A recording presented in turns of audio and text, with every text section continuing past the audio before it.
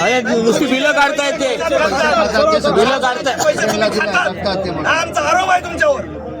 Cutting करून घेत नाही, त्याच्यामुळे त्यांना हत्यार देणं त्याला आवश्यकता नसते. आमच्याकडे वर्षभरासाठी 12 महिन्यासाठी प्रत्येक तालुका निहाय मिनिमम 5 किंवा जास्तीत जास्त 6 एजन्सी आपण मेंटेनन्ससाठी आपण नेमलेल्या आहेत वर्षभराकरता. त्यांच्याकडे पूर्णपणे कटर आहे, हत्यार आहे, मॅनपॉवर आहे आणि त्यांच्याकडनंच आपण आपल्या कर्मचाऱ्यांचा सोबत ठेवून आपण ते काम करतो. ठीक आहे. मग आता गेली 5 वर्षाचं सांगतो तुम्हाला, अगोदर सांगत नाही. मग 5 वर्ष आता कवठण गावापासून तळवणाक, किनळे, आरोंदा, तिरोडा, नानोस इतर भागात ती कोणती टीम येणार ना, ती कधी येणार मला एक सांगा. हे ट्री कटिंग कधी व्हायला पाहिजे हो, कधी व्हायला पाहिजे? आणि हे काय करायचंय तुमची जी काय हे आहे ना ती कधी येणार? ते जर इन्स्ट्रुमेंट एखाद्या वायरमॅनला दिला तर ते थोडक्यात तो कट केला असतं त्याने.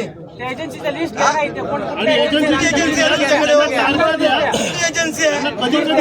त्याला समोर आणि किती वेळा काम केलं ते सांगा. एजन्सीला बोलवा, बाकी नको. एजन्सी कुठल्या कुठल्या आहेत ते आता आम्हाला पाहिजे.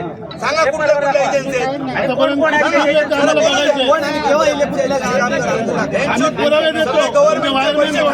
तुम्ही पैसे खाली एजन्सीच्या नावाखाली नुसती बिलं काढतायत ते, बिलं काढतायत. आमचा आरोप आहे तुमच्यावर. कुठे एजन्सी आहेत तुमच्या? एक तरी दाखवा मला. दाखवा. सांगू नका.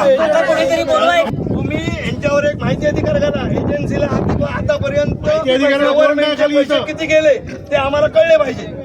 किती एजन्सीला पैसे आतापर्यंत किती मोजले आणि ते एजन्सीने कोणाला दिले, गावातली कामं केली ती आम्हाला कळली पाहिजे. आता तुम्ही बोलताय माहिती देणं बंधनकारक आहे, त्यांना माहिती अधिकाराची गरज. एजन्सीला बोलू. लोक चिडले. आता आम्ही त्यांना प्रश्न विचारतो ना. दादा एक बुधवारी आपण बुधवारी नको.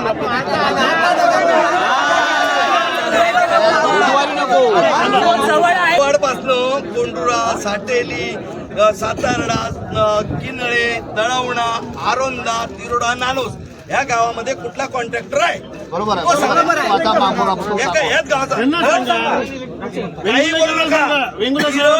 पोल टाकायचं काम करतो तुमचं. पावसाळी काय मोडले तरच उगाच काही कारण सांगू नका. आम्ही त्या माणसापर्यंत पोहोचतो आणि ते आमच्या कायम परिचयाचे आहेत. तर मे महिन्यामध्ये ट्री कटिंग वगैरे हे सगळं कामं संपली पाहिजे. आम्ही लोक येणार तेव्हा तुम्ही ट्री कटिंग करायला घेता आणि हे पैसे तुम्ही खाता.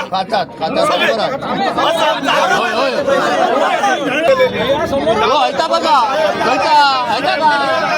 वायर लागता ही बघ, या बघ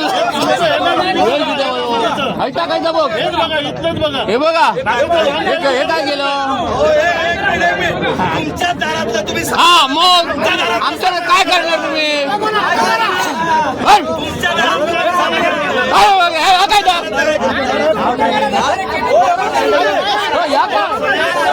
वायर लागता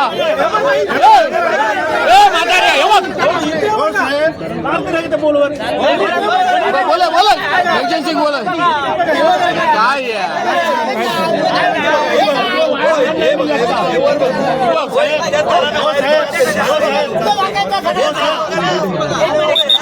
पहिलं सांगायचं म्हणजे मी गावडे साहेबांचं अभिनंदन करीन.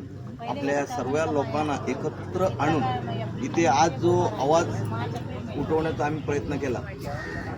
मला वाटतं सन्माननीय निलेश राणे साहेबांचं अभिनंदन करावं तेवढं खूप म्हणजे कमी आहे.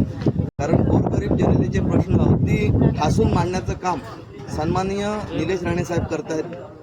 आणि दुसरं जे आपलं युनिटचं दर आहे, आता बघायला गेलं तर महाराष्ट्रातनं वीज आपली गोव्याला जाते आणि आज गोव्याचा रेट 1.5, 2, 2.5, 3 एवढा आहे. आणि तोच रेट आपल्या महाराष्ट्रात लाईट वीज निर्मिती होऊन त्या लाईटचा युनिटचा रेट जो आहे तो 10 रुपये, 7 रुपयापासून ते 10 रुपयापर्यंत वाढत आहे.